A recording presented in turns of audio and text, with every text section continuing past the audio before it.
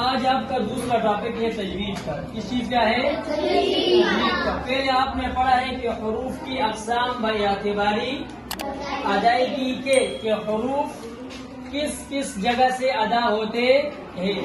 آج آپ دوسرا ٹاپک پڑھ رہے ہیں کہ حروف کی اقسام باعتباری صفات کے. کس چیز کے؟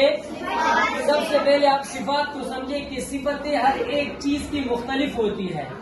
اب یہاں پہ ہم دیکھیے تو بعض لڑکے موٹے ہیں، بعض پتلے ہیں، تو یہ ان کی صفت ہے. یا بعض کے اندر صفت ہے کہ یہ اچھا ہے، یہ برا ہے، یہ سب سے اچھا ہے، اس کے اخلاق اچھے ہیں. تو ہر ایک کی صفات کیا ہے؟ اپنے اپنے ہیں. اسی طرح کھانے کی چیزوں میں جائیں گے تو اس کے اپنے اپنے صفات ہے. بعض میں مٹاس زیادہ ہے، بعض میں کرواہٹ ہے، بعض میں کیا ہے اور بعض میں کیا ہے. تو حروف کی بھی اسی طرح صفات ہے کہ بعض موٹے ہیں، بعض نرم ہے، بعض سخت ہے اور بعض سٹی والے ہیں. یعنی ان کی آواز میں نرمی ہونی چاہیے، کن کی آواز میں سختی ہونی چاہیے اور کن حروف کے آواز میں موٹاپا ہونا چاہیے. کیا ہونی چاہیے؟ موٹاپا. تو نمبر 1 ہے نرم حروف 3 ہے. کتنے ہیں؟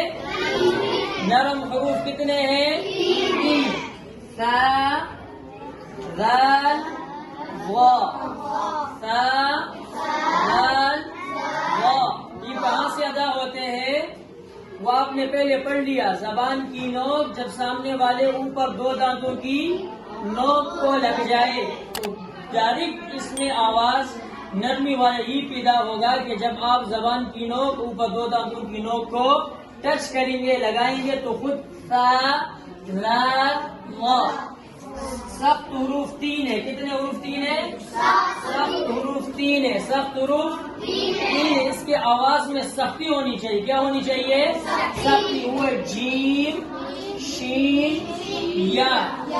یہ زبان کی درمیان جب سامنے والے اوپر کے تالو کے درمیان کو لگ جائے. سیٹی والے حروف 3 ہے. کتنے ہیں؟ 3. زا، سین، صاد. زا، سین، صاد.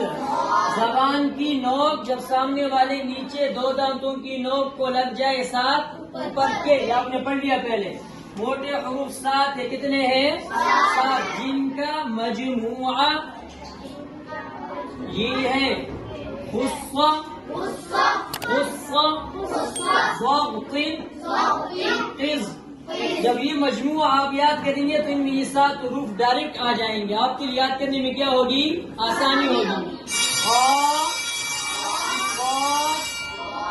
ضغط، ضاد، غین، طا، قز، قاف، ظا. ان کے آواز میں کیا ہونا چاہیے؟ موٹاپا. کیا ہونا چاہیے؟ موٹاپا. سمجھ گئے؟